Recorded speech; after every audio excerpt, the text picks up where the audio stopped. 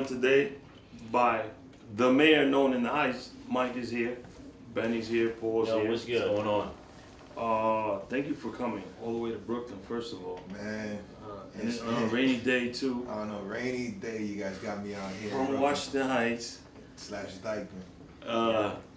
Yeah, in Wood. I'm sorry. Cause I'm from 174, so. No, you guys is Washington Heights. Yeah, now, no, I'm gonna be honest with you. People say that Washington Heights ends in 190 on top of the hill. Yeah, that's what. Us old school guys, we say Washington Heights ends on the corner of my block on Dyckman and Nagel. Right by the hill on the train station, Dyckman and Nagel, right there. That's where. To us, we say my generation, Washington Heights ends there. And then after that. And then after Dyckman and Nagel, and you go down to 207, that's Inwood. So he came all the way from Inwood up there. Nah, I ain't come from Inwood. That. No, I ain't, Well, you were in Harlem no disrespect to my people. No disrespect to my people from Inwood. I ain't come from Inwood. I came from Washington Heights. Let's get it right. Okay, and I want to thank that boy Lucky for. Yeah, I'm Lucky B, my San Miguel brother, my Pisces brother. For putting this together. And I want to thank Mike for giving us the time. I want to ask you though, like, the mayor. Came all the way from Washington Heights to Brooklyn. No disrespect to our, no disrespect. It's a trip. It's it's Bushwick, Brooklyn. Yeah, Bushwick. Shout out to como es, Buckshot, who else? Duck Down Entertainment. Duck Down Entertainment. Those are that you guys, you young generations don't know about that, but Duck Down Entertainment, Buckshot, como el otro 5 something, el morenito, ¿cómo se llamaba? From Five Dog, not from Tribe, bro. No, from Duck Down.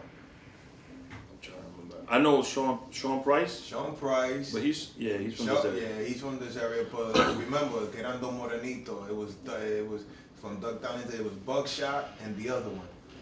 I'm gonna have to look that up. I'm showing my age right now. I'm showing my age. You gotta show your age. You gotta do the damn thistle. So take me back. From all the way back, you went to Kennedy High School, right? I went to Kennedy High School. I went to IS-44. I went to PS-98. I went to PS-199. I went to PS-199. IS-44, PS-98, Good Shepherd. Ended up in Kennedy High School. And Kennedy High School. Yeah. Take me back to those days. Growing up there. Man, listen. Growing up, going to Kennedy High School, I remember like it was yesterday. My dad, I graduated from IS-44. Right? Wow. Where's IS-44? IS-44 is on 77 between Amsterdam and Columbus. So mind you, I'm a Washington Heights kid going to PS-199. That's all the way on West End and 70th Street. On West End and 70th Street. So all taking the one down. I'm taking the one down at an early young age. Yeah. From there, I graduate, and you know, for you to go to school downtown, you need somebody that lives downtown. Right, you need the address. You need the address. So, you know, may she rest in peace. Shout out to my aunt Mireja, because of her, we got the address and we got accepted down there. So we go to I go to PS-199. From PS-199, I go to IS-44, which is 70th. Now we go to 77 between, like I said, Columbus and Amsterdam. Then from there, I go to Kennedy High School. It was like it was yesterday. Wow. My dad, mind you, I wanted to go to Dubs. I wanted to go to Dubs. Bad. I wanted to go to Dubs. Why do you want to go to Dubs, though? That's just the the school. neighborhood. The neighborhood. It's in the neighborhood. That's true. It's the neighborhood, and it's the neighborhood high school. So I said to myself, dang, I want to go there. And I ended up going to Kennedy last minute. Yeah. The trip to DR is already planned. And I get that letter in the mail. I got accepted to Kennedy High School. I'm like, what the fuck is Kennedy High School? Where the heck is Kennedy High School at? And I'm like, why did I get that? Yo, I broke down. I'm like, why? Some of my peoples went to Dubs. And I'm like, damn, pull comes to shove. I find out the reason I went to Kennedy was because the way my building is, your zone school. When you walk into my building, I live on the right side of the building compared to the left side. So everybody that lives on the left side of my building and on the left side of my block, everybody's that zone school, so that Washington, one, George Washington. That's insane. That's just crazy, dog. Yo, no lie, I used to watch. How do you split a building like that? Like, I think You that don't even know, man. How far do you live from G Dubs though? I just gotta walk up the hill. He I live on lives- Dyckman, like down- literally down the Snake Hill. Yeah.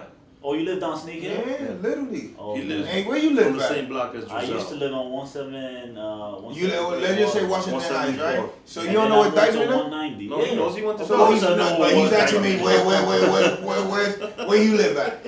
I would. Oh, my bad. Hey, how you live in Washington Heights and you telling me where you live at? I He's the one that should be at, huh? But I said that, like, yo, you the man in Washington Heights, bro. Where you live in the Heights? Yeah, I live on Dyckman, Oh, and they made it, alright. and it was hard. Yo, I broke down because I really wanted to go to Dubs. Yeah. I didn't want to go to Kennedy. Yo, B. but wasn't Dubs crazy, man? Yeah, that's It was. why. That's why. That was a perfect school for me. Yeah, it was perfect and perfect. I broke down, you know. But in hindsight, isn't that better that you don't go into that man? Well, Nah, I wanted Kennedy to, wasn't that. No, Kennedy was Kennedy was still rough. Yeah, no, also. it was because when I got there, it was the beef between the Bronx and Manhattan, which is everybody from Dyckman, Yeah. from Washington Heights that used to go to Kennedy, and everybody from Harlem. So that beef, that tension was still there, Wow. Bronx versus Manhattan. So I just got there in the middle of all that. So Yeah. I'm watching all that, and I'm telling myself, you ain't gonna go down with me like that. You ain't gonna try to cut me. You ain't gonna try to rob me or nothing like that. So I remember the first day of school, the night before first day of school, my dad walks into my room before I go to sleep, and he goes, "Mijo, tenga mucho cuidado que tú vas para el Bronx." I was like, ¿y qué tú me quieres decir con eso? So he's like, nah, there's gonna be a lot of morenos there. And I'm like, again, what are you trying to tell me with that? Yeah. No, because tú sabes, they like jumping and they like, beating up on people. And I'm like, pop, the same way I got my respect in junior high school, mind you, I'm going to junior high school, like I said, PS 199 is Yeah. by Amsterdam Projects, by literally a couple of blocks away from Martin Luther King and the school fame, LaGuardia. LaGuardia. So you got Amsterdam Projects. Yeah. Now I'm going to IS 44, Uh-huh. and you still got Amsterdam Projects. Now you got the guys from Amsterdam, from 84th Street, from 96th Street, from 101, all that Amsterdam. And here comes me and my two brothers and a couple of girls from Washington Heights and from Harlem, because that school was like one of them special schools. Yeah. So we're the only ones that are not from that area. So it was 20 of us going to that downtown school. We used to meet up.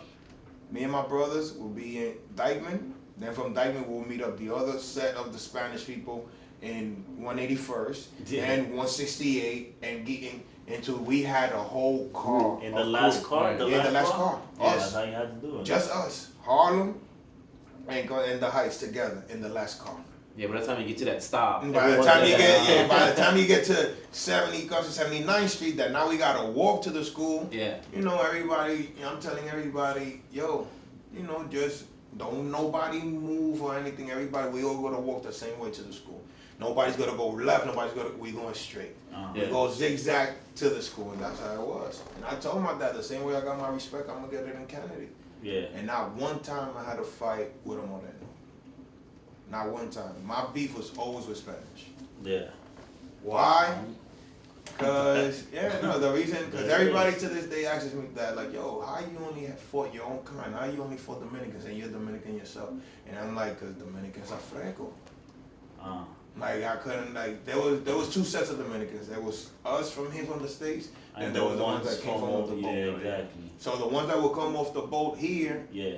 they thought they were better than us. And me, I used to pound you out. And I was no lie, I'm gonna keep it 100. I was a anti-bully type of dude. Yeah. So you always Always protected everybody. Always. Like me, I used to wait first day of school. I used to wait and be with my crew outside the school and observe who was the freshmen. Yeah. Once you didn't want to make eye contact with nobody, I used to be like, that's a group of freshmen right there. How you know, Mike? Watch. And I'm gonna make it my business. You guys stay here, but I'm gonna go across the street where everybody's lined up to go inside the school while you guys is there, and watch me just stand next to everybody. And that's how it was. They wouldn't even look over. Because they already seen that I was across the street, but they wouldn't even, and I'm literally standing while we there waiting for the bell to go in. They not even looking my way.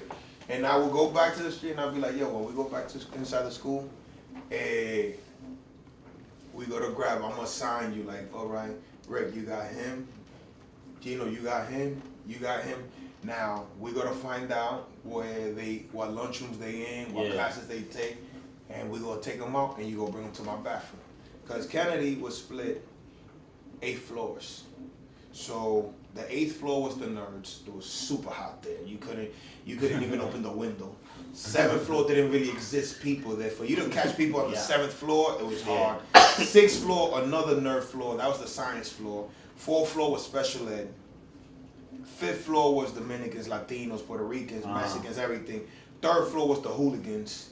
2nd floor was the Polo, Tommy Hilfiger crew. The 1st floor was everybody, cause you went out for lunch. So all hoods, everybody was on the 1st floor. That's crazy how it divides like that. They do that on purpose. Let me ask you something. When you in high school and you're going to Kennedy, were you always into basketball? I was always into sports. Always into sports. Yeah, always. Were you on any of the teams in Kennedy? I was on JV. I tried out for the JV football team. I didn't quit. I just didn't like it because they would have me trying to play 2 positions, and I'm gonna be honest. My role model was Lawrence Taylor growing up. Okay. So I wanted to be a linebacker. Defense. Yeah, defense was my thing. Always street football, tag football, always defense. But they wanted to convert me into an outside lineman or whatever. Yeah. And I'm like, dogs. These guys is like 6 something, and I'm here 6'1". You want me to block this guy to run me over? Like, it doesn't even make sense. It don't make sense if you trying to hurt me. Like on defense, I was a beast. Middle linebacker, I was beasting. Right. But now you want me to play offense. You want me to play offense, and this guy's like 6'7", coming at me at full charge, and it's like, no. So every single time I will go to practice, and I'll be under my offense, and I'm like.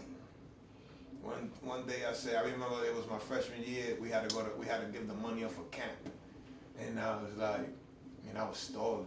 I was like, I ain't going to camp. I'm going to DR. So the coaches used to see me in the hallways. Mike, you got to pay for your.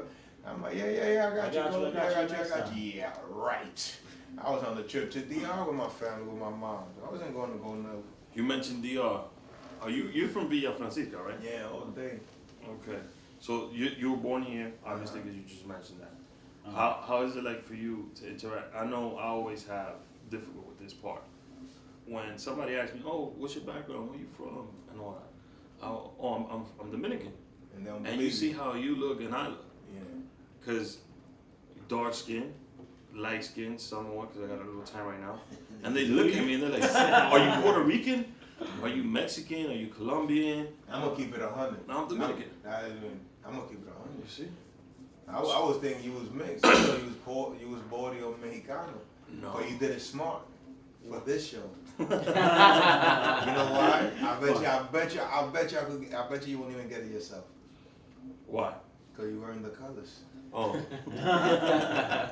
And shout out to Mark Henny. Yeah, look, he got this. That's a dope hat. My problem is when I say that, people automatically have this view of Dominicans. Like, oh, this guy is a drug dealer. No, of course we get that. It's not. No. Does that bother you? We get we're drug dealers and we're baseball players. Mm-hmm. Yeah. That's the number one. That's the number one and 2 things.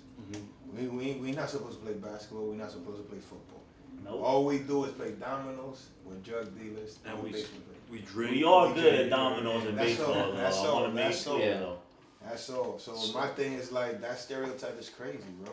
Yeah. So the reason why I named this episode "Changing the Culture" is that specific reason. Also, another thing that we get tagged with is we are not around for our kids. You mentioned your dad a couple times already. I grew up in my mother was a single mother, and that's the knock that we also get on. And I see that you're a coach for these kids, and you give them advice. To those kids, you're not the man. You're Coach Mikey. You're the guy. You're the guy they look up to. So what made you go into that direction? I'm gonna be honest with you, because I ain't have that growing up. I didn't. We all had to look up to the guys in the corner.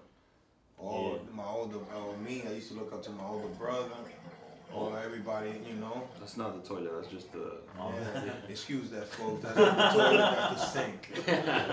Come on. So I used to look up. I'm beyond. I used to look up to my older brothers, and my guys in the corner. Everybody had that one dude. May he rest in peace. Socrates, also known as Pedro Navaja. He was like our older brother, and he got murked when we went like in the early '90s, like in '91, if I'm not mistaken. Was it around the riots? Nah. Not with Kiko's riot. He was still alive with the Kiko riot. That was just crazy. So, I looked up to them really. They were like my big brothers, my mentors and stuff like that. So you had to decide. I put it. I remember watching them smoke weed and stuff like that, and I used to be like, y'all niggas is nasty and this is third. And all I did was just contradict myself. Yeah. Because I ended up doing the same thing they were doing. But did they give you a piece of advice that nowadays you look at it and you're like, man, the only person I'm point. gonna be honest. May he rest in peace, Malik. He was a security guard in Kennedy. In like my senior year, I'll never forget it. My senior year, like I was a 5th year senior. I was rocking the whole entire school. Never got in trouble. Every single time I would be in the dean's office, it was like they threw a party because I was rarely in the dean's office. Really, if I got caught, it was because I was stupid of getting caught. Or if not, you was not going to catch me. Because I already had the security guards in my little pocket. So the minute I would walk through them doors or pass my ID, they will grab me and be like, we got to go get you. And it's such period. Do you want to stay inside the school or are you going home? Yeah. I'm like, nah, we going to play catch and mouse. But I'm going to go to my certain classes and then you get me in the lunchroom. For real? I said, yeah, don't worry. I want to see what was the big deal. And it would be because of me fighting. That's it. Yeah, I feel like every security guard in a high school. Yeah. It's like they've seen it all. Yeah. They become your mentor at some point. Yeah, so my mentor was this big guy named Malik from the Bronx, from Grand Avenue. Just passed away like 2 weeks ago. He was he had cancer. Yeah, he had cancer. Yeah, he had pancreatic cancer. That he had passed away from that. That's the worst one you can get. What? So we were bumping heads in the beginning. Like, I guess because back then I didn't even have a beard. I just had sideburns. My hair was crazy. Like if I just stuck my finger in a socket, I never combed my hair. I would have a shape up, but my sideburns would look crazy. So one day we were bumping heads. Like he would let everybody inside the lunchroom. And I didn't have lunch in that lunchroom. That was my lunchroom. Like, dogs, you're new to the school. Been here already 5 years. You're not gonna stop me from going into my lunchroom. Nah, wait, let me see your program quick. Oh, you gotta go to the 8th floor. That's your lunchroom. And I'm like, nah, I'm not going to that floor, bro. Yeah. So in the first 2 weeks, I made it my business. I said, you know what? Let me go. Man, I was up there. I was like in a deserted island. It was just nerds. It was hot.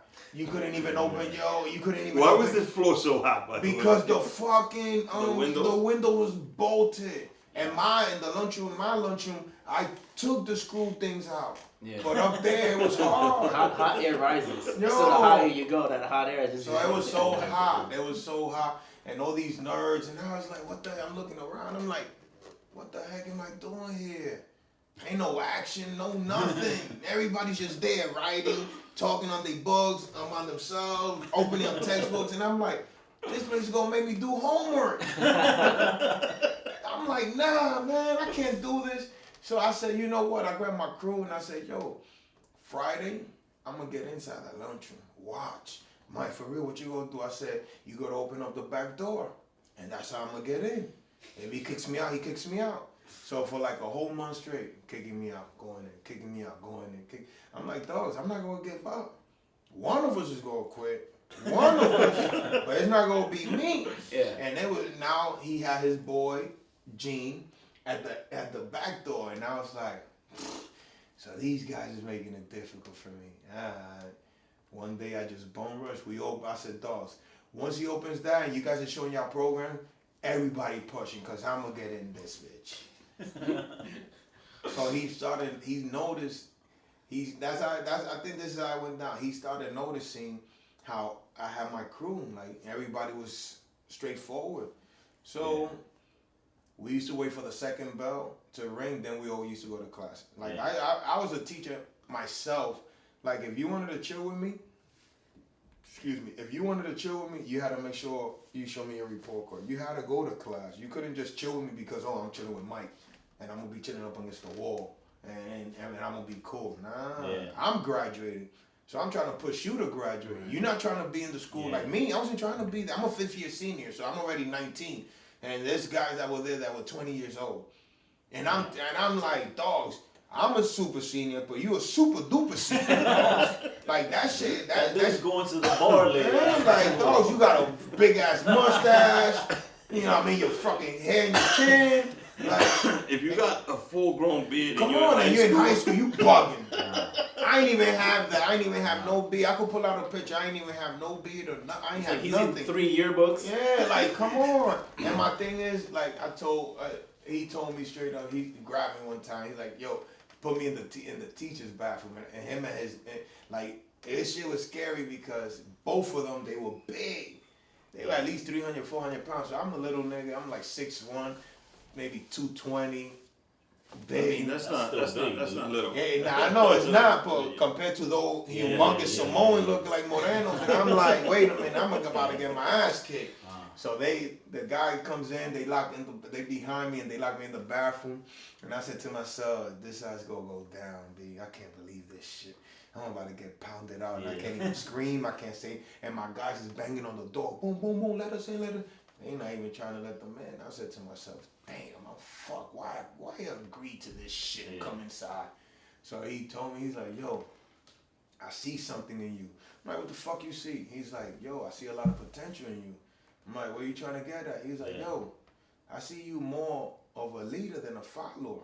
I'm like, yo, I noticed that when you speak, your boys listen and the girls listen when you tell them something. Like, what? I'm like, what you mean? One, you wait until the second bell rings when you're supposed to leave in the first one to your class.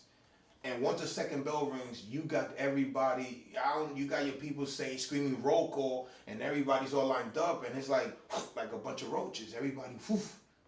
I'm like, nah, because I've been doing that shit. Told you, this is my school.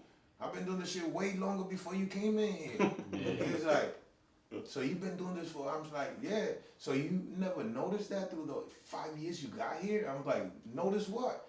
So I was like, you were a chain of command. Whatever you say goes. And I noticed that even on Freshman Friday, when the Dominicans around the corner wanted to jump the other Dominicans, you literally stopped that. Like, no, this is not going down. You gotta fight me. If you want to fight him, knowing that he's not gonna hit you back, he don't got nobody to protect him. You gotta fight me. And I noticed that you have stopped plenty of fights and stuff like. And everybody, like, when you talk, everybody's like, they scared of you. I said, nah, ain't nobody scared of me, bro.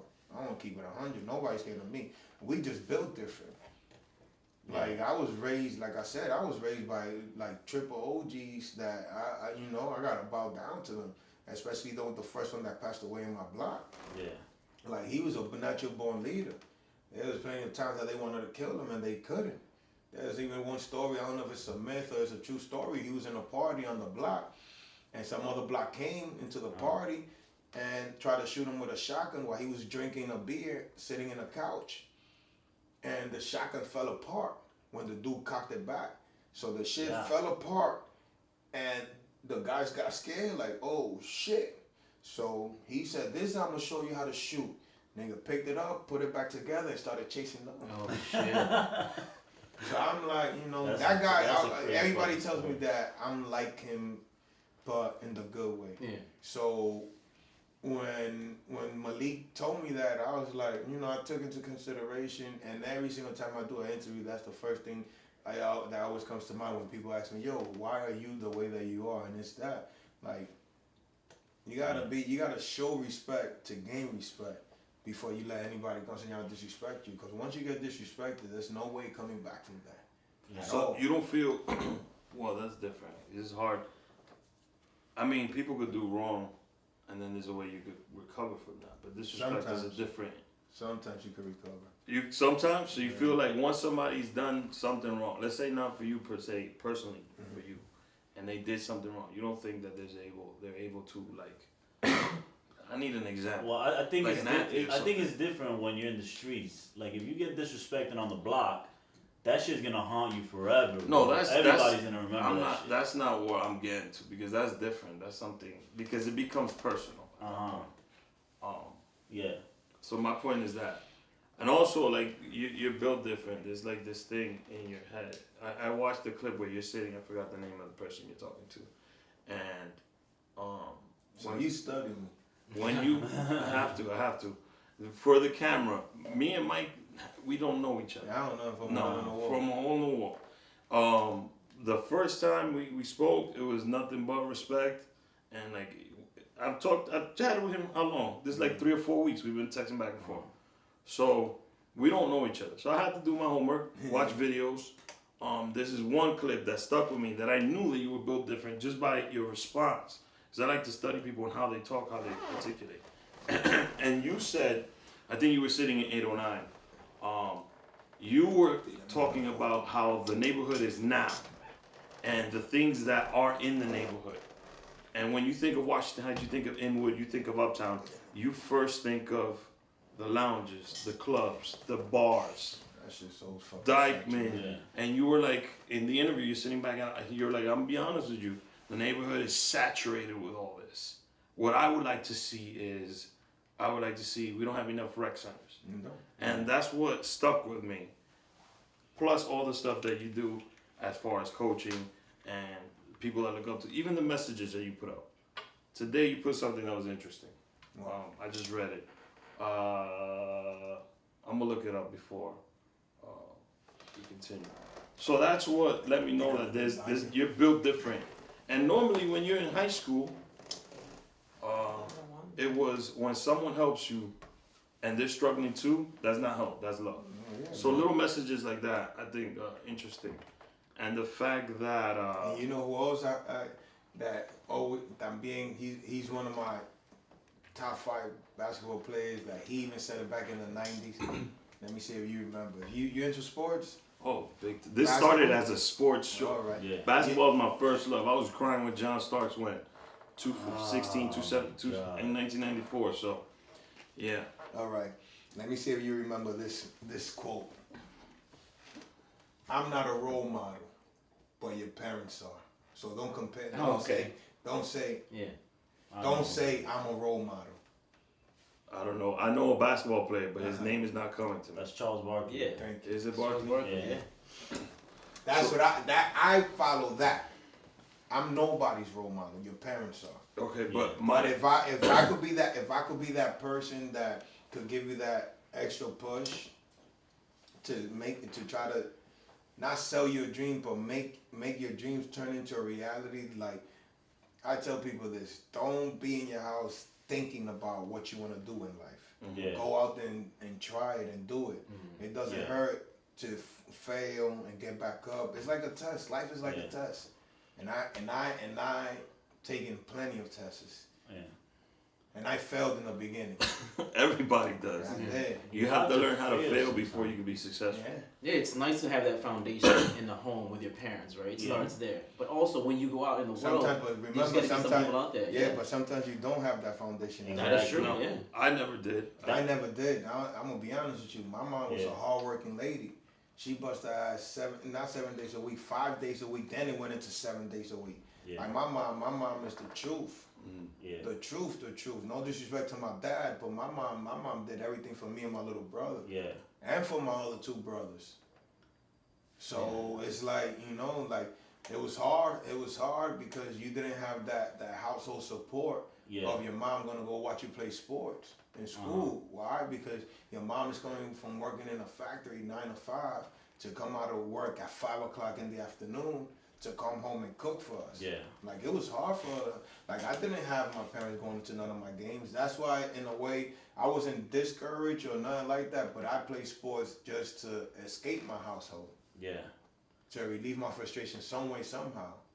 Cause I'm not gonna go kill somebody. I'm not gonna go shoot somebody and be like, all right. I mean, I'm not gonna go do 25 to life over stupidity. Yeah. So a guy like you, for example, you're in high school. You see how you were an influence, a good influence. Normally, the guys I remember from my high school, that were like you, that were popular, and people wanted to hang out with, they weren't using that influence. And mind you, there's one thing I don't know how the fuck I became popular in high school. To be honest with you. That's because you were the leader, bro. You know Nah, what I it is? didn't even. And I didn't see it, Yeah. and I didn't see it like that. I just said, all right, us four, us five, we all came into high school Yeah. together. You the only one that came with me all the way from fucking elementary school to like me and you was road dogs. Yeah. All the way from elementary school to fucking high school. Now we meet these two. So now it's us. Now we meet him. We meet her. Yeah. So now we have her as the leader of the girl crew. Like we mold her into the sense of, all right, you go have your we dudes, now you go have your set of girls that you go do the same thing that we do. You go whatever freshman girl you see that's having trouble, put her underneath your wing. So I molded a couple of my crew dudes like to be their own how you say jefe leader in their own little way. Yeah. That to this day they be like, yo, thank you. And I'll be like, thank you for what? Nah, for everything that you did for me growing up. Yeah. And I'm like, but what the fuck I did? He was like, Mike, you don't, it's like you don't Yeah, see, you don't it. know, You don't see, you don't know. You affected their You lives. don't know. In a big And way. this is when I knew that I did something right, I say. I remember I came out for my, I don't even know if it was my 38th birthday or what was it. Yeah. I grabbed all my high school guys that was down with me since day one, and I had a birthday party for me, right? So me having a birthday party, how can I put it? I invited, I found a chip from one of my old phones, put it on one of my phones, and I started calling the numbers, and everybody had the same number. So, it was supposed to be 30 of us that were always in the lunchroom together. Turned out to be 20, 10 were missing. So when we put the picture up on Instagram, everybody posted, they started hitting me up like, yo, I didn't know it was going to be like that. I fucked up. And I'm like, dog, you thought I was playing? I wanted to see all you guys because I wanted to see how my day ones were. I wanted to see if they were healthy, if they, they got their teeth, are they bummy? Yeah. If they ain't show up, it's because what? They in the streets, they homeless, what the fuck? So when the setup was so dope, it was like we were in the lunchroom. Yeah. Big ass dinner table. I'm sitting in the front of the dinner table. I got my right hand and my left hand, the Sosa brothers, because one is lefty and one is righty. So we all sitting, but nobody's talking. The Sosa brothers are just talking to me. Everybody, all 20 dudes is like this, I guess, facing each other. The food haven't gone, the drinks haven't come, nothing. Everybody's just on their phones, everybody's just looking down, looking away. And I'm telling myself, I'm looking at both of them, I'm like, dogs, are you seeing what I'm seeing? I'm like, what, Mike? I'm like, y'all motherfuckers is not seeing it? They were like, nah. I was like, all right, let me see something. So I invite you guys to my dinner, literally, it was a mafia type thing. I invite you guys to my dinner party, and you motherfuckers are not saying nothing to none of each other. You guys got over 20 plus years without fucking seeing each other. Y'all two niggas live around the same block, and y'all not even saying nothing to each other. So one of them goes, there you, the guy at the end, he goes, there you go with the bullshit, Mike. We're in school. I'm like, dogs, that's what I want. Give me more, give me more. And the two niggas, see, you always on your shit, Mike. Ever since we young, you thought you was the fucking man, motherfucker. And I'm like, give me more, give me more. I'm going to be honest with you guys. I feel like you motherfuckers are going by my Instagram when you fucking know, you guys really know who I am. You guys know my government name. Don't go by the Instagram. Yeah. You guys know me personally, bro. We know what we've been through in life. And you guys acting like you guys never seen each other, bro. We got over 20 plus years without seeing each other. And you guys is acting fucking brand new. Yeah. There you go, motherfucker. And I'm like, that's what I want to hear. Bring the drinks out. Now the drinks, now the food, now the drinks is flowing. So now you know. When you drunk, it's true sound. Everybody starts yapping. Yeah. So it was like I broke down when I went home. And I thanked every single one of them like, yo, you don't even know what you guys did, bro. Because I just finished coming from, I just had, 3 death-defying experience before I did that dinner. And for me to have my even the girls that were with us since day one, they were pissed off. Like, yo, for real, you had a birthday dinner party, you didn't invite us, and we were there with you since day one in the school, fucking up bitches and stuff like that. You didn't invite us. We like y'all niggas. I'm like, nah, cause I wanted to have the fellas. Yeah. But eventually I'll have a co-ed one with all the girls. But I wanted to have my dudes there first. Cause I wanted to see their face expression. I wanted to see how they were gonna react against each other. And it was like, when I went home, I broke down. Cause I'm like, damn, all my niggas look good. None of them is hurt. Everybody got a job. So they all got their teeth. Everything was. I'm like, yeah. You're proud. Yeah, I was proud. Like, yo, some of them are cops. Some of them are bus drivers. Some of them are ambulance, firemen, like lawyers. And I'm like, damn, son. He was like, yo, Mike, you fucking build animals, bro. I'm like, nah, I don't say animals. I just didn't want you guys to fall in no trap. Yeah. And not only fall in a trap, not because I'm gonna be honest with you. I'll write to you. Yeah. I'll see you once or twice, but I'm not gonna spend my whole entire life fucking sending you money and going to see you in jail when I knew that you could have been something bigger and better. Yeah. The one that should have been like that should have been me, and they said it. They were like, "Yo, we would expect you to be the biggest drug dealer out here." Yeah. And I was like, "Nah, man. Yeah, I'm good. I'm all right. I'm comfortable. I don't gotta be the biggest drug dealer out here. The biggest drug dealer out here is either dead or fucking locked up, pushing 25 to life. I'm not going to jail, and I'm not. It's not that I was afraid of jail, but at the end of the day, My cousin did 18 years of his life at a young age. Lost everything. Baseball scholarship. They used to call him Mr. Baseball. Became Mr. Baseball in jail all over again. Got scholarships and everything while he was in jail. He wrote to me and my brothers and told us straight up, like, yo, out there in the real world, you don't have friends. The only friends you have is your family. And that's even an if. The only friends I have is my mom and my brother and my dad. Yeah. All my friends are in here that I grew up with out there. And the ones that I left out there don't even write to me. Yeah. And I'm here about to come home. I'm about to finish my 18-year bid. I know I'm going out to something new. 18 years away from your neighborhood. Yeah. You know what? He didn't want nobody to go pick him up in jail. He took the motherfucking train himself.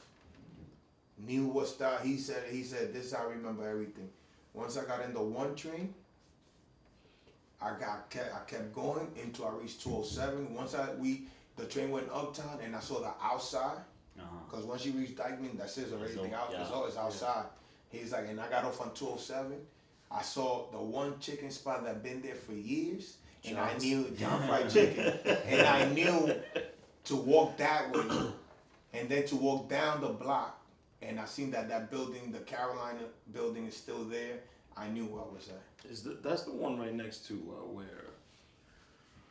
the Mofongo thing is right now. Yeah. Okay. Yeah, bring it back to Charles Barkley. Like, you influence people without you trying to influence people. Yeah, without you knowing it. Yeah, I used to work in a program in PAL, and I used to do Academy Street every summer. By 52. Yeah, and it used to get crazy every summer, and most of the kids, that's their summer. Like, they're coming out, they don't have babysitters. The moms just leave them on the block to play. Some of those parents can't afford to. Some of those parents can't afford to do that. And now some of the parents are fucking lazy, bro. Yeah, but now they close down the program, so and that's the government. Yeah. That's the government. That's why I'm fuck. These kids got nowhere to go. That's why I'm fuck with the politicians in my community, bro. They'll tell you straight up, like, yo, why you don't?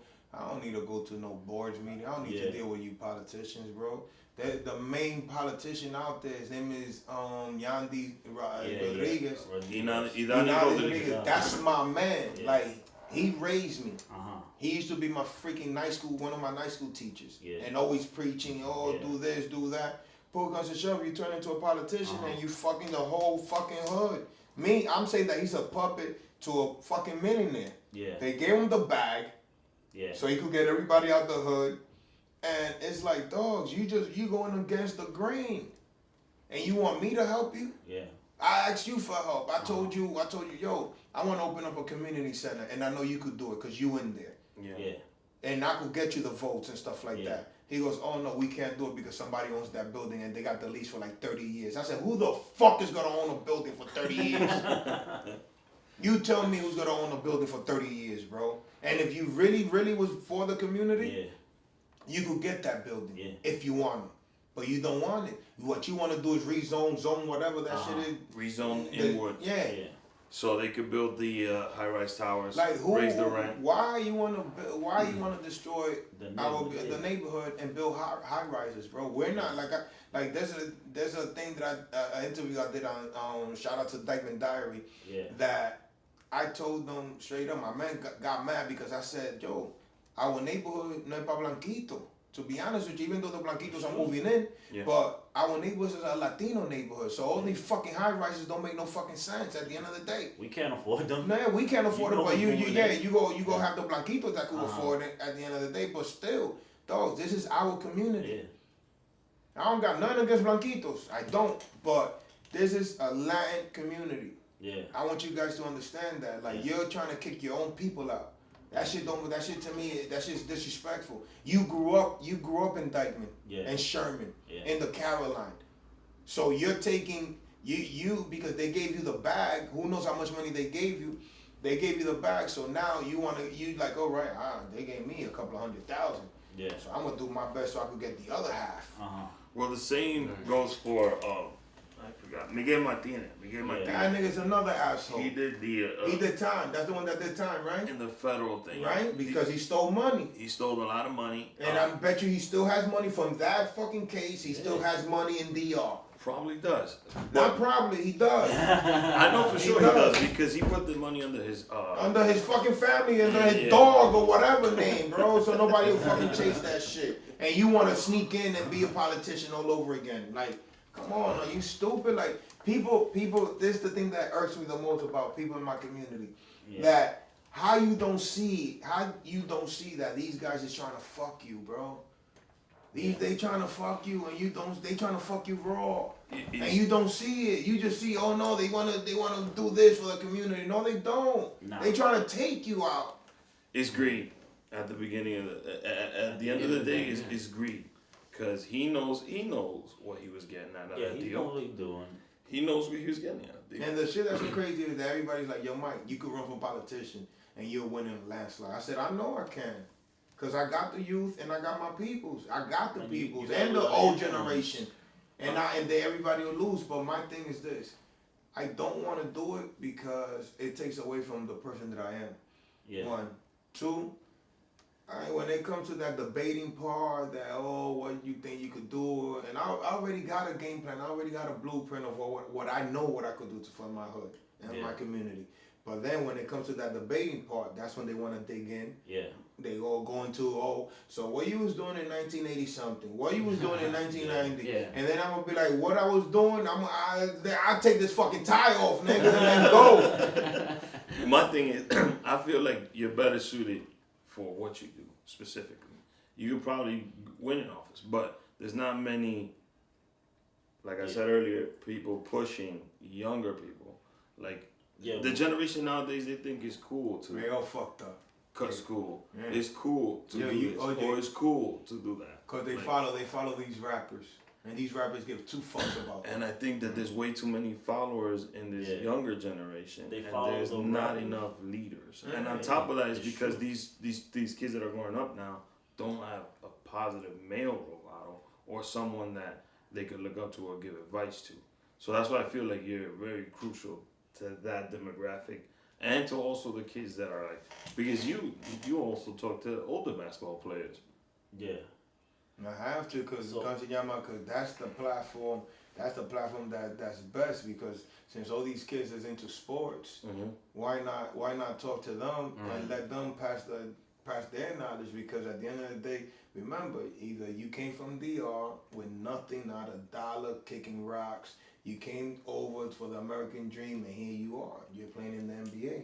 You're playing in a D1 school. So your story, you could pass it on to the next generation and let them know, like, yo, I struggle. Don't think that because I'm in the NBA, everything is sweet. Don't think because I'm a millionaire that everything is sweet. It took me dedication and determination to get right here where I'm at. Nothing was handed to me. Not a damn penny was handed to me. I'm earning every fucking dollar that you're seeing. Yeah. So another thing I'm gonna go back to is the rec center, right? That's my ultimate goal, man. With the internet being now and what it is, and people, there's a lot of people that have giving nature. Why not do a GoFundMe? A GoFundMe page, and you come up with a project that's not a route for you. You feel like, cause for me that GoFund shit is, I don't know. I think in a way it's like a two-sided sword. Okay.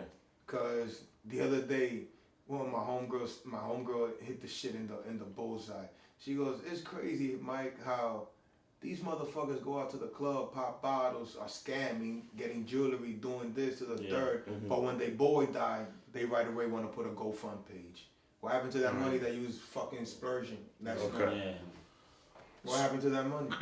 The thing is the priority. The priority to them is having fun, drinking. And the shit is crazy, and all of a sudden you got a GoFund page on your page for your boy or for your homegirl that died. So you don't have the money to be like, yo, let me hit his mom or his dad, like, yo, here, hold this. But right away you want to GoFund Panta. Please, GoFundMe at this thing. Yeah. My whole point was because FYI, it's on 171st, I think it is. And my friend Lou was one of Lou from 207. He was one of the founders of that. He helped raise some funds to get it. And I think it was only $50 million. And they own the building outright, so they don't have to pay rent to anybody. That's why I feel like, and it is your goal, maybe a 5-year plan or whatever amount of years you want to put to it. And that's why I was like, I need to speak to this guy. And I saw the video before I did the interview with Mike. That boy Lucky. Yo, but that's something that the community definitely needs, bro. Especially because those kids, area. yo, the whole entire Washington Heights everywhere, because we don't have a community center. Except for that YMCA, which you that's not a YMCA. So take the M out. It's a YWCH. That belongs to the Jews. That belongs to the Blanquitos. Yeah. Yo, you could have gone in. You guys could get in. Me, I won't be able to get in. Yeah. There used to be a guy we used to call RoboCop. Yeah. You couldn't even be in the front. Nigga, for me to wait for you to, yo, what you doing here? I'm waiting for Rick to come down. So you can't stand here. What you mean I can't stand here? This is a fucking block, bro. Yeah. What you mean I can't stand here? The fuck you mean? Like I said, you can't stand here. Oh, all right. I'll be across the street. But that's gonna be the last time you yell at me, bro. What? What you mean? Like I said, that little shiny shit on your chest doesn't faze me. I don't know where you from, but I know I'm on the other side of Dyckman. But this whole strip is mine. I live down there on Nagel. Yeah. This is Nagel in Elwood, but I live down there, the main Nagel. But anything that has to do with Nagel is mine. You don't want to go there. So that's and I've been there 3 times in my whole entire life. Inside the facility. The facility is one of the best facilities I ever seen in my life. The only thing that is missing, I don't know if there's a pool because I ain't get it, but they show me different classrooms. They show me the gym. I think there's a pool in there too. The best. And we have. And when I went in there, the classrooms were empty. There was certain classrooms with kids in it. So there's a building in the neighborhood that kids from the neighborhood can't completely utilize. Can't.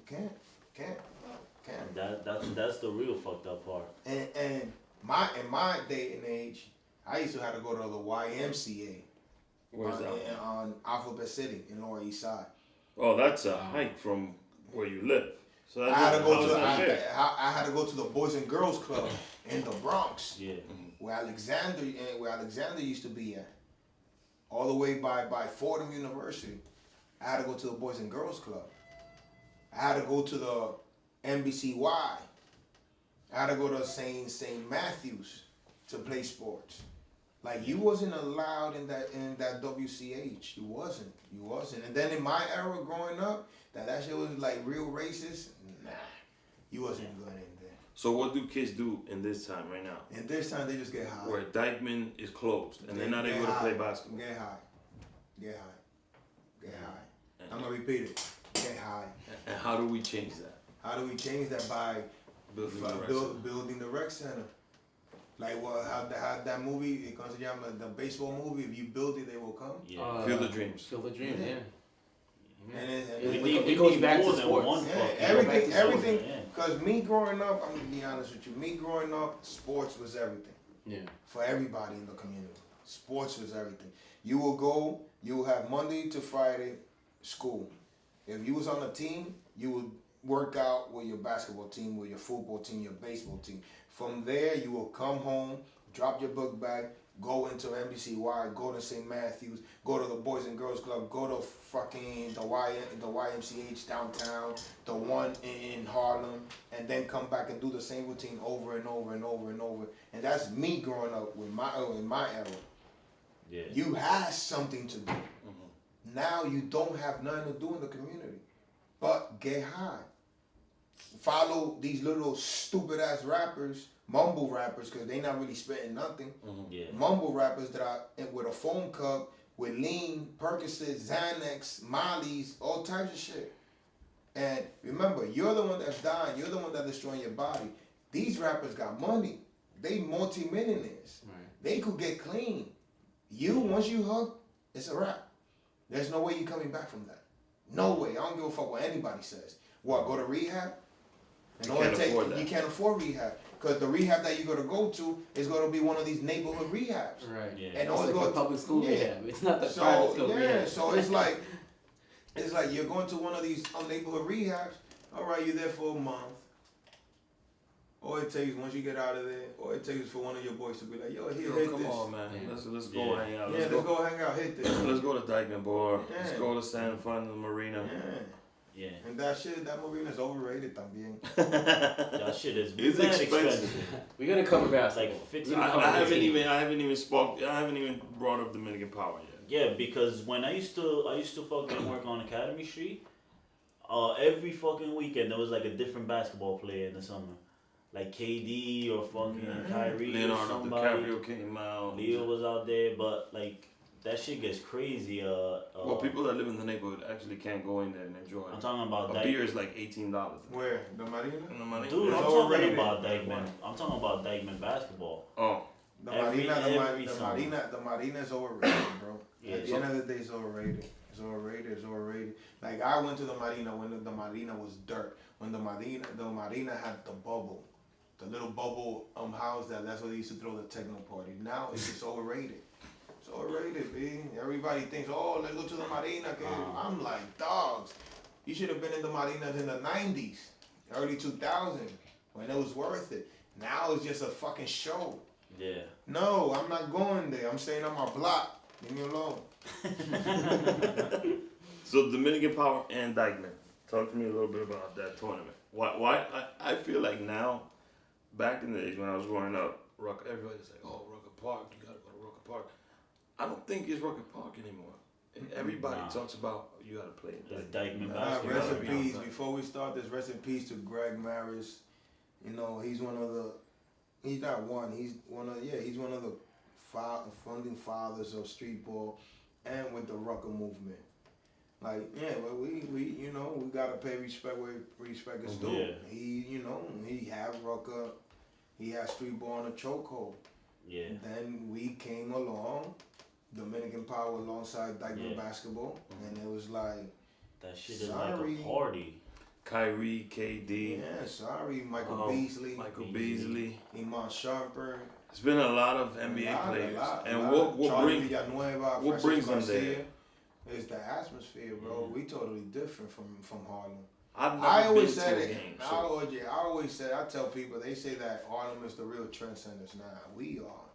We are. The Morenos, they switched it up, but we are the real trendsetters. Yeah. We started it.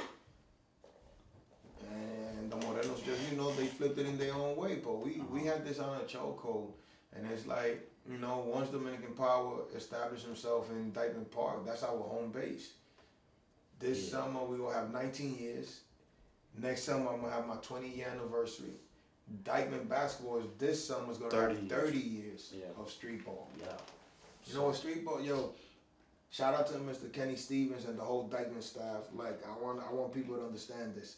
I don't have nothing to do with Dyckman basketball. But everybody automatically associates. Yeah, everybody associates. They're like, yeah, he's Dominican Dyckman. Power He is is Dyckman. basketball. That's him. Everything. I don't have nothing to do with Dyckman basketball in the sense of that me owning it, of me no. That Dyckman basketball belongs to Mr. Kenny Stevens, Michael Jenkins, and Omar Booth. That was the three amigos. They brought Dyckman, and Mr. Sean Couch. They brought Dyckman to where it's at. Yeah. Then it went from Michael Jenkins, Omar Booth, and Kenny Stevens. The three amigos. They started pushing it even more. Then Michael and Omar, they had their jobs. Kenny kept pushing it until this summer's gonna be 30 years. So then we came around. Remember, we not supposed to play basketball. Yeah. We're supposed to play baseball. We're supposed to play baseball. It's not a baseball team. Yeah, it's not. And so we came around, and some of the players on the This is Dominican Power. 1998, right? Yeah. You said 20 years. 19. All right. I was coming out of Incarnation around that time. So around that time, we just getting our feet wet. Yeah. Everybody's like, I'm putting the pieces of the puzzle junto con mi primo hermano, Bacachá, also known as the Slasher, and the Maniac, also known as Ralph Salazar. We're putting the pieces of the puzzle together. Like Ralph Salazar won his couple of chips with his team from Wall Street. The Greer brothers won their chip with Mr. Couch. So when we were coming up, when the Slasher was coming up with some of the guys, he was the one that was like, yo, like we were competing, but we needed more of the guys to come and join forces so we could be a force within itself. So when he told me like, yo, go out and try to get the Maniac. Yeah. Go out and try to get the Greer brothers. Go out and try to get Francis Garcia. Go out and try to get Charlie Villanueva, Lou Flores, everybody. Edgar Sosa. Edgar Sosa, James Fielding. Yeah, but they came in the later stage, not in the early like in '98 and in the early 2000s. They didn't come because they already had Edgar Sosa and James Fielding. They were down with Dyckman, and they were called the Young Ones. Yeah. Alongside Tu Altaguard Adri, alongside Steven Polanco, also known as No Fear. Steven Polanco left the Young Ones to join us because he wanted playing time, and he was the only one out of that young generation crew of the Young Ones that had the chance to win a championship with us, to have a chance to play in the park with us. Compared to them, they stayed with Kenny Stevens, they stayed with the Young Ones, and they built their own legacy. No Fear came with us because he loved the atmosphere. Like what we were doing in that park back in the days, it was out of the ordinary, bro. I walked by. I never been to a game. Oh yeah, we started. The shit that's crazy that Kenny Stevens put us right on a Monday, and it was light on the cleanup. Tuesday, light on the cleanup. Wednesday, sort of on the cleanup. Thursday, a little bit on the cleanup. And he was like, yo, we would have to move you guys on a Friday night because there was so much garbage after our games. It was crazy for him to pick up all that garbage. Remember, back then, we only had 2 benches compared to now. So now where's those massive? Yeah, the massive. We only had 2 benches. 2 benches in our park. So you had to get there on time in order to sit in the Green Monster. So now you have the park full of crates and beach chairs. Yeah. All around the court. So after our game, all of that shit stays behind. Ain't nobody trying to come home with no fucking... Or nobody's gonna pick it up. Yeah, nobody's trying Unless to pick they it go on up. the block to sit down and chill. Man. So it's like when we got established in the early 2000s that we put our stamp and we won our first chip. It was like at first everybody thought it was a fluke. Like these guys play basketball. Yeah. Because we had Felipe Lopez. Felipe Lopez was our Jordan. Oh yeah. Yeah, he was the Jordan to us. So they only knew St. John's. they only knew Rice, St. John's. They only knew about Felipe Lopez. They didn't know about the street ballers. Yeah. They didn't know about none of them. So to them, it was like, coño. Let me pause you right here. Yeah. I gotta use the bathroom, and this thing will only make it an hour at a time. How the hell you go from you start a team and you get No, I these, think I started it.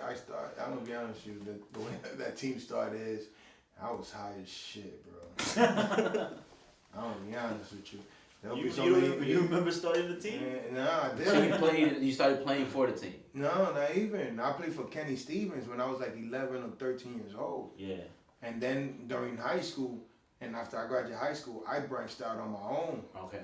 And when my two cousins decided to make the team, I was like, oh shit, wait a minute, this is family. yeah. I was high as fuck. Yeah. Yeah.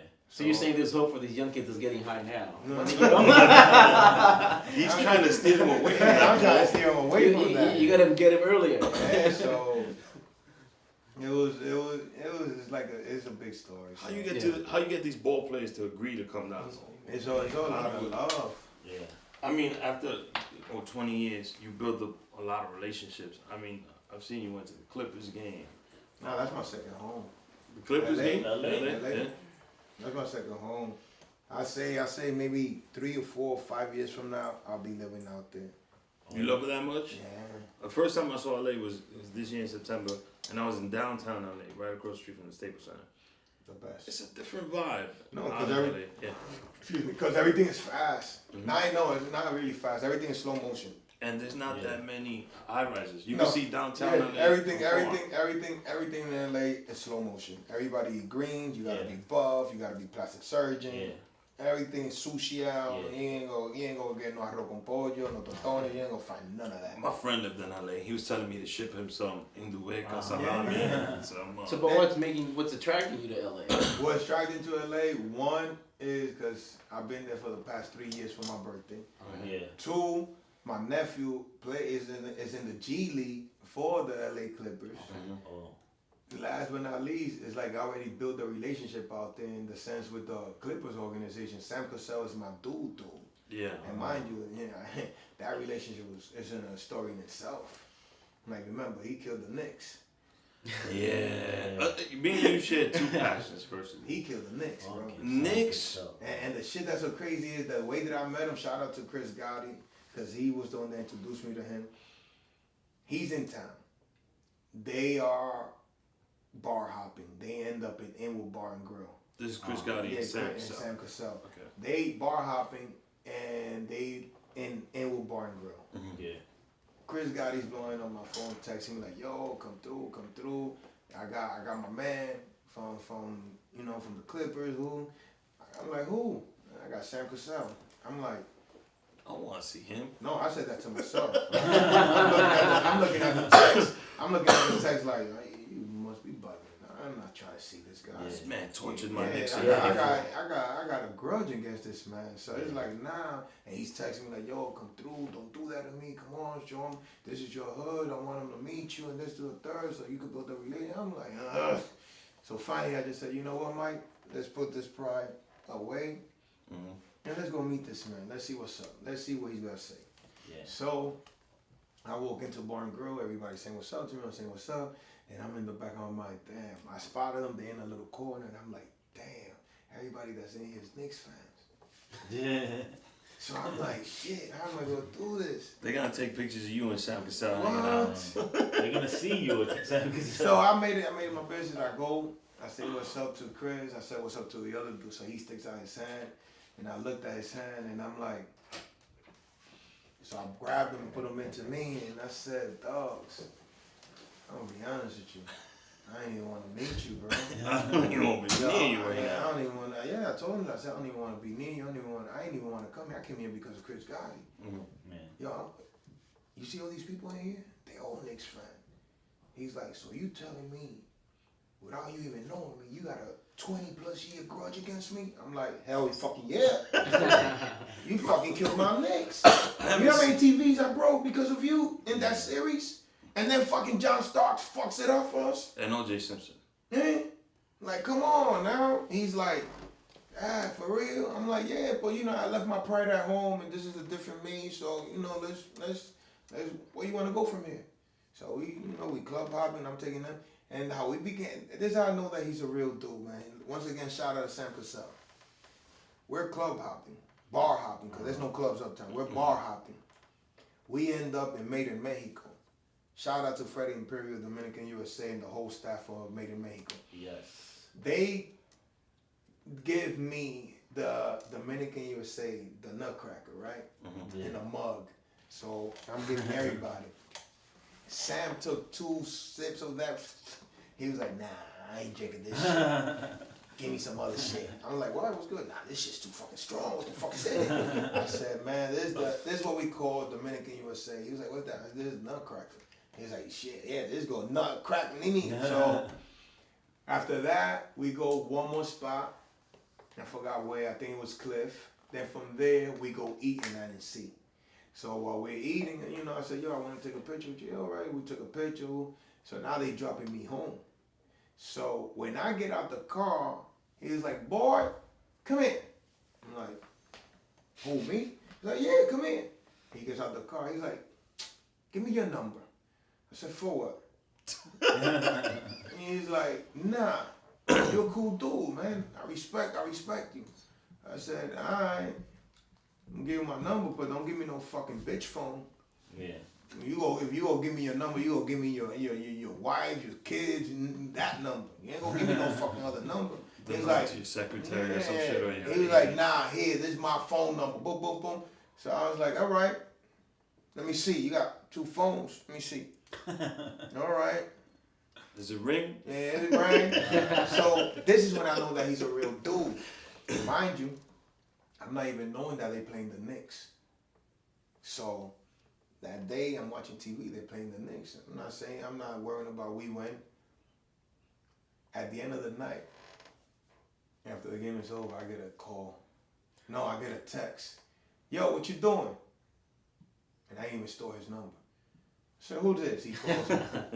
I go, who's this? And then he calls. He goes, yo, so you ain't stole my number? I said, oh, who's this? It's me, Sam. I'm like, oh, I thought you was fucking with me, bro. You know what I mean? You know, you NBA guys. I don't know how this shit works. He was like, yo, where you at? I said, I'm in my hood. Where you drop me off? I'm coming up there. I said, all right. He's like, oh, I want to go out. I was like, all right, we'll go do the same thing that we did last night. After that, that's when I said, all right, you're a real dude. Then he invited me out to LA for my birthday getaway. And I picked the perfect day because I watched 3 home games. I ended up watching the Lakers, the Knicks, and I forgot what was the other game. 3 home games back to back. So I got the whole entire LA treatment. From the facility to go eat breakfast with the fucking team, to meet Doc Rivers, to meet Coach Woody, to meet everybody, walking through the locker room, shooting basketballs, everything. And how long ago was this? This is what? 3 years ago. I got 3 years going. I ain't go last year. Yeah, I got 3 years going. 3 years knowing Sam Cassell. Yeah, not knowing now it's 4 or 5 now knowing Sam. One of the realest dudes I ever met in NBA. Like that I could say that's my dude. Of NBA guys, old school generation. Yeah. Have you ever met any of? I always was a Mason fan. Rest in peace. I got to meet Mace once because I went to St. John's at the same time his son did. Mace Jr., that's my dude right there. I met Starks on the train ride to 34th Street. So those are the 2 niggas that I actually got to meet. I met Mace one time that his son was playing in Rucker Park. I took a picture with both of them. I used to go to the junior Knicks camp in Manhattan College. I met Doc Rivers there. That's why I think he remembers me. And I'm like, damn, you got a good memory. Yeah, he must have a good memory. I mean, but you could tell Doc is meticulous. Yeah, he got a good memory. Yeah, and he was telling us the story about how he used to be the one to pick up John Starks to take him to work and everything. Okay. So, did I ever meet? I don't think I ever met. The one that I really want to meet, honestly, is my ultimate Nick. Pat? Yeah. That's my, I think I'll be like a bitch. Oh, and pass out. Him and Shaq. I think Pat is, you know what makes it worse? I'm in Magic. Did I read Magic? Yeah, I think I'm in Magic in LA. Magic Johnson. I think, no, I'm lying. I met the other owner, whatever his name is. The one that went to Michigan with the Fat Five. I forgot. Yeah, the guy that looks like Rob Stewart. That's how he looks like to me. That's why I was confused. I was like, do guys, anybody know who this is? And I put a picture with him, and he looks exactly like Rob Stewart. So, mind you, check this out. I had a chance of, and I slept because I didn't know that he was doing the Laker game. And the day that I went Shaq. Shaq. Yeah. Shaq was like literally right there. Well, now that you mentioned Shaq, Justin, our video guy, and camera guy, Justin actually, he worked on Mike and Mike. Yeah. Oh, word? Yeah. That's he dope. would, yeah. So there was like off-air time. He told the story on the episode where Shaq was just like, Shaq is such a humble dude. He was just having a normal conversation with Justin. And he got him a coffee and He stuff. went and got Justin a coffee. Nah, because Shaq looks like that type of dude. Shaq looks like the type of dude like that. Look, Patrick Ewing, I miss Patrick Ewing. This was the old me when I used to party a lot. And he went to 809 to go eat. Ewing at 809. That's Ewing That shit in doesn't 809. even make sense to Now, me. it don't. Yeah. Like, I don't know if it was called That shit 809 or makes- the arcade back Or then. Republic. Was it Republica? Republica, yeah, Republica, también. yeah. I don't know which, but he was there. And I forgot who told me, but I was already on the highway going downtown. And I was sucking. I was already on the highway. I said, well, who? For real? Damn, why you gonna tell me now? Mike, we just noticed him getting out his car, going into the restaurant. I said, dogs, I'm on the highway. I ain't turning back. Damn. I missed Ewing once. And then the other guy I met was Larry Johnson. I met Larry. Nice guy. I met Larry Johnson when I went to go eat Cool. in a soul food place on 84th or 83rd in Amsterdam. And he was just finished. It was just a game, and I went to go watch. And he just finished pulling up with a shorty. And I was like, "Yo, I'm gonna be honest with you before you eat. I gotta take a picture with you. You know why? Because you're my brother's favorite player, and I'm gonna have some fun with this." He was like, "For real?" I said, "Yeah, let's take a picture, Grandmama. Come on." We were playing a pickup game, and Lou used to run a PAL center. And on Mondays, we was like brotherhood basketball. And we playing ball, and then the back door's open. And Larry Johnson peeked his head in. He's like, "Oh, y'all playing bowling here?" And he came in, took a picture with him. Nice guy. Yeah, humble. Yeah, dude. So let me see who else. Yeah, that's really like LeBron. I've seen LeBron like right there, but I didn't want to take a picture. That's not my favorite. Yo, so you said you see yourself living in LA in a few years. Is it gonna be tough, like leaving Dyckman? It's gonna be a culture sort of shock, changing. You think you can leave Dyckman though? Yeah, I could. You gonna leave it behind? Yeah, I could. I not leave it behind because I could come back and forth. So I would never leave my hood behind. Yeah. Never. But you know, there's things that I feel like I want to do out there in LA that I know I could do it here, but there's no Dominicans in. Let me because I'm on my live. Very few. Yeah, I'm on my live, and there's a group of guys called Dominicans in Cali. Dominicans in Cali. My friend was part of that. Yeah. When he was in San Diego. And so He told me there's about Dominicans in San Diego, and there's Dominicans in Cali. So I seen that. every single time I always slip. Every single time I'm in LA, I never have my live, or I never make a video like, "Yo, where are these so-called Dominicans at?" Yeah. Cause I go represent to the fullest. I have my shirt. I have a Dominican jersey with my name in the back, the mayor, and I'll go to little places just to see it. But I remember I went to a Spanish restaurant, que se llamaba La Madera. Sam took me there to eat. So we there eating, and they not Mexicans, they're Aztecs. Okay. Yeah, they speak indigenous. Yeah, Spanish. so they not Mexicans, they Aztecs. So they're looking at me up and down, and they see that says Dominicana. So I'm noticing that they whispering against each other and walking away and going to the kitchen. So I said to myself, you know what? I'm gonna follow these motherfuckers. So They talking shit. yeah. So I followed them, and I went into the kitchen. Poof! Like, dime, what's up? ¿Qué es lo que está pasando? They're like, no, espérate. We Dominicana. I said, yeah, I'm Dominican. Yo hablo español. ¿Cómo? And I'm like, yeah, yo soy Latino. I was like, so no hay Latino en Los Ángeles. No, nada más para San Diego. Yeah. Y la única forma que tuve los latinos aquí es si Romeo comes and they do a Spanish concert. That's it. That's fucking That's the only way. And now I shout out to Dominican in Cali. They do like a little Dominican parade type thing out there. So I want to experience that, and I want to, like try to help them out, and My boy was a part of that. I'll show you. And they here. One of the guys from Dominican, the main guy from Dominican's Cali is here. I think he's originally from Jersey, and then he moved out to. Yeah. So, Mike, I want to thank you for coming out. You don't got no more questions? Appreciate We your did all the time. questions? The whole thing. And no, I see a whole lot. I think we missed. We covered a bunch. We covered most of it, So almost all of it. which one is left? What Pick was- one out of there that you missed that you want. That you deep inside. I don't want you to go home and be like, damn, that's the one I wanted to ask. And I missed. What I wanted was the interview that you gave me, which was Me being you me. explaining your thought process, you being you, and how you got involved in the community and why people are like everywhere I go, oh the man, oh Mike, you don't know Mike? Nah, that's crazy. You from the Heights and you don't know Mike? I was like, I've never met Mike. Who's Mike? So that was the interview that I wanted. It was like I needed Mike's stamp of approval. Last thing I got here is stamp of approval of the show. So that's why I wanted to have him on and give you a chance to. Well, you've said your story to many people, but we're a show that's. But not my deep story. Yeah. Yeah. Yo, So those were Me all when my my life changing and all that. Yo, but I would love to see some shit happen in Dyckman for the kids, man.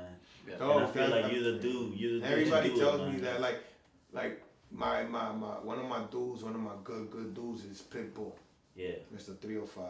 Oh, he did his school down He there. slammed. He's trying to build, he's going to build 100 charter schools. Oh, he is? Yeah.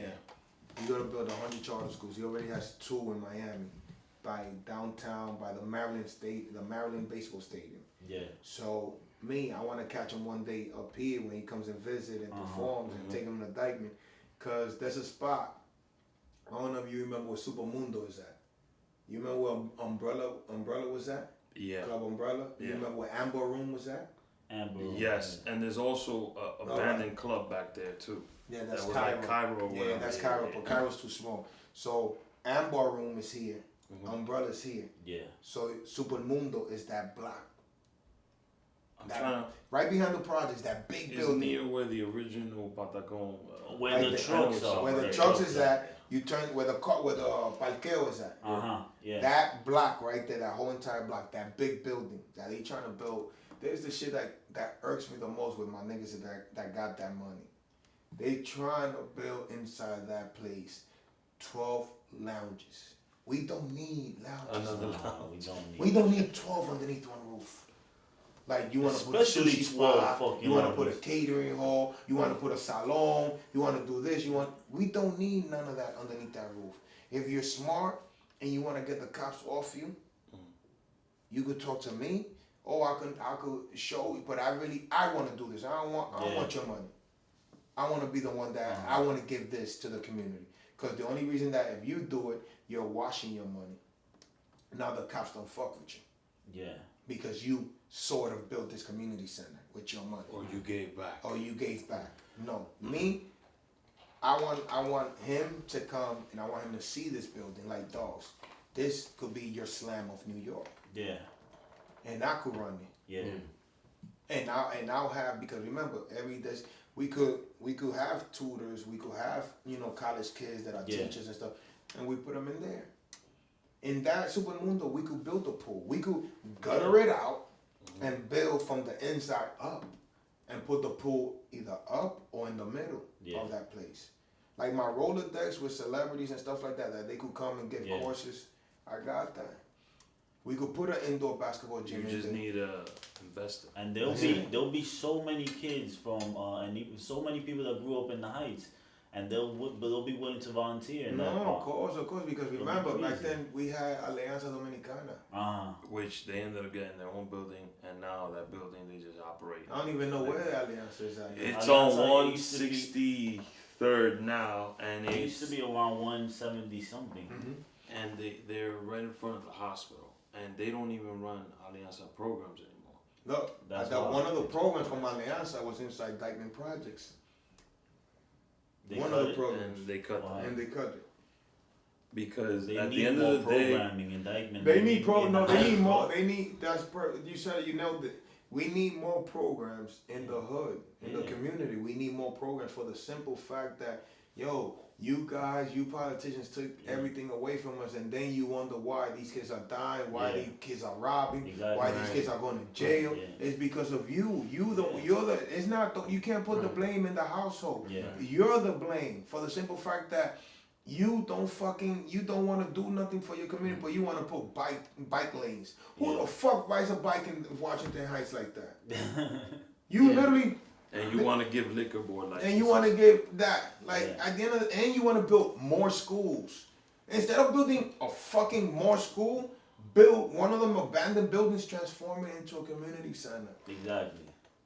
Put a pool, because the only pool we got really is Highbridge and Van Cortlandt. Exactly. And people hardly go to Highbridge. I haven't been in Highbridge in years. That shit. Last year I was thinking about doing a throwback and like, you know what, let me just go to Highbridge and just chill and stuff like that. But then I was like, I'm too old for that. Yeah. I'm not going. That's this new generation. And they want to kill each other. I'm not trying to see nobody leaking in the pool. Yeah. I'm swimming and all of a sudden I see a puddle of blood coming to me. Because when we grew up, you saw everything flowing. Needles, shit, tampon, everything. Tampon, that's what I saw. No, it's a beautiful thing that you're doing. That you want to share a positive influence in the community. And you don't want the drug dealers being the only thing that the kids can look up to. My thing is that if I could change one kid's life each day, I did my job. Exactly. I did my job. Like, look, I'm a basketball coach in a private middle school in the Heights in St. Elizabeth. Who would ever think that I would do that to this now? I never thought about, because my mind was cluttered and foggy, but that's one of my goals in life. All right, I'm giving to a kid like this. Yeah. I got 3 years. The head coach was a female. She retired, and she gave me the reins. Like, yo, here. That's just one step to me, because I want to go back to my old high school, and I want to coach in my old high school. I want to take that over. In Kennedy. I want to take that over, and God willing, it'll happen. But for now, let me deal with the little kids, because the little kids listen. High school kids don't listen. No, they don't, because they already said their own way. They already said their own way. The pro, because it's the pro division in Dyckman, they grown men. All I gotta do is just call timeout and tell them, guard your men. That's it. Ain't no running no plays, no nothing like that. So with little kids, middle school kids, they gotta learn. They gotta learn the right way. Not the shit that you're seeing that you wanna dig a jelly when you're really doing a finger roll. Or a layup when you're spinning the ball. That's not basketball. Or flopping. Yeah, so my thing is that, bro. Like I said, I truly appreciate this time. Go after Felipe, bro. No, I truly appreciate you coming down. Go after Felipe. Letting us interview you. Felipe might be our next guest. No, Mike. Don't use that as a vocabulary. No, I don't like to use the word Mike. Coming through. But coming through. Season. So Felipe Lopez, if you're watching this, I'm going to send you a message. You're already through DM. Oye, mi hermano, ya tú sabes. They gonna come at you y no fronte para no romperte las dos rodillas. Happy birthday, my man. Happy birthday, man. Mike. Birthday. Thank you. Appreciate you giving me the time, man. I appreciate it. And thank you for sharing your story. You're already. See you guys next year. You're already, man. Season finale. They got May. The mayor. And the mayor of Washington Heights / Dyckman and Inwood. Because then we'll be getting mad when I only use shout out my We got shout. I even hashtag that. We got shout them out too, man. We got shout out the whole 5 borough. And like I said, man, don't think about what you want to do with life. Go out there and do it. If they telling you that you dreaming, that you dream too big, those are small-minded people that are dreaming too small. You go after your dream. Nobody could tell you what to do in life. That's right. You control your own destiny, bro. Trust me when I tell you this, man. And that's how we started this show. That's how It's a beautiful thing, man. That's how See you guys next year.